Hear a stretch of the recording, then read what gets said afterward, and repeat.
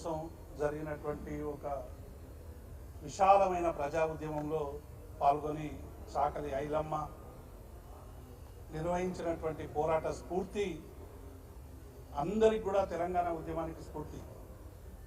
తెలంగాణ అస్తిత్వాన్ని, తెలంగాణ పతాకాన్ని అవహేళన చేసినటువంటి వాళ్ళకందరికీ కూడా చెంపపెట్టి పెట్టే విధంగా కేసీఆర్ గారి నాయకత్వంలో తెలంగాణ రాష్ట్ర సాధన జరిగిన తర్వాత చాకలి ఐలమ్మని భావితరాలు గుర్తుంచుకునే విధంగా ఆ పోరాటాన్ని ఒక స్ఫూర్తి తీసుకునే విధంగా పాఠ్యాంశాల్లో కూడా ముఖ్యమంత్రి ఆనాడు కేసీఆర్ గారు విద్యార్థులకు అందరికీ కూడా ఆ పాఠ్యాంశాన్ని చదవాలి అందరని చెప్పి విధిగా పాఠ్యాంశాల్లో చేర్చినటువంటి ఘనత కేసీఆర్ గారిది అనేటువంటి విషయాన్ని మేము సందర్భంగా గుర్తు చేస్తా ఉన్నాం.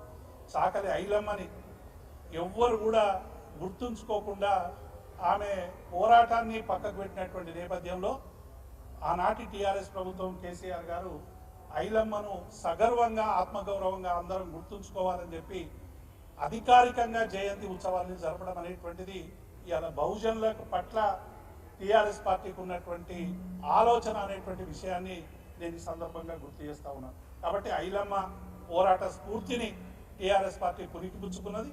అందుకే ఇవాళ బీసీలకు బహుజనులకి జరుగుతున్నటువంటి అన్యాయాన్ని, ఈ రేవంత్ రెడ్డి చేస్తున్నటువంటి దుర్మార్గాన్ని, కాంగ్రెస్ ప్రభుత్వం ఇచ్చిన హామీల్ని ఉల్లంఘన చేస్తున్నటువంటి వైనాన్ని ఇవాళ అందరం కలిసి సంబంధ వర్ణాలం మళ్ళీ పోరాడే దిశగా ముందుకు పోవాలని మరొకసారి చాకలి ఐలమ్మ జయంతి సందర్భంగా ఆ స్ఫూర్తితో ముందుకు పోతామనేటువంటి విషయాన్ని మేమందరం కూడా మరి టీఆర్ఎస్ నాయకత్వంలో మా వర్కింగ్ ప్రెసిడెంట్ కేటీఆర్ అయినా మా కేసీఆర్ గారు ఇచ్చేటువంటి సూచనలతో ప్రతి ఉద్యమంలో కూడా అందరూ కలిసి రావాల్సిందిగా రేవంత్ రెడ్డి దుర్మార్గాన్ని, కాంగ్రెస్ పార్టీ అనుసరిస్తున్నటువంటి వ్యతిరేక విధానాల్ని ఇలా మేధావులు కొంతమంది డిస్టింక్షన్ మార్కులు ఇస్తూ ఉన్నారు కాంగ్రెస్ పార్టీకి. అట్లాగే కొంతమంది ఇది ప్రజారంజక పాలన, జనరంజక పాలన అని ప్రజల్ని మభ్యపెట్టేటువంటి ప్రయత్నం చేస్తూ ఉన్నారు. ఆ మేధావులందరినీ కూడా మేము హెచ్చరిస్తూ ఉన్నాం, మీరు ఒక్కసారి కళ్ళు తెరిచి ఈ ప్రభుత్వాన్ని చూడండి, ఎంత నిర్బంధకాండ చేస్తూ ఉన్నారో. ఇవాళ ఇంతకుముందే ప్రవీణ్ గారు చెప్పినట్టు వరద బాధితుల దగ్గరికి పోతే నిర్బంధకాండ, విద్యార్థులు తమ సమస్యలకు దగ్గరికి పోతే నిర్బంధకాండ, రుణమాఫీ కావాలని రైతులు బ్యాంకుల దగ్గరికి పోతే నిర్బంధకాండ.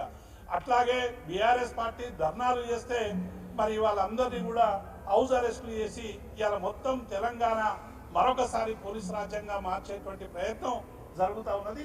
దీనికి వ్యతిరేకంగా అందరూ కూడా చాకలి ఐలమ్మ స్ఫూర్తితో ఈ కాంగ్రెస్ విధానాలకు వ్యతిరేకంగా పెద్ద ఎత్తున పోరాడాలని ఈ సందర్భంగా మేము పిలుపునిస్తా ఉన్నాం. జై తెలంగాణ.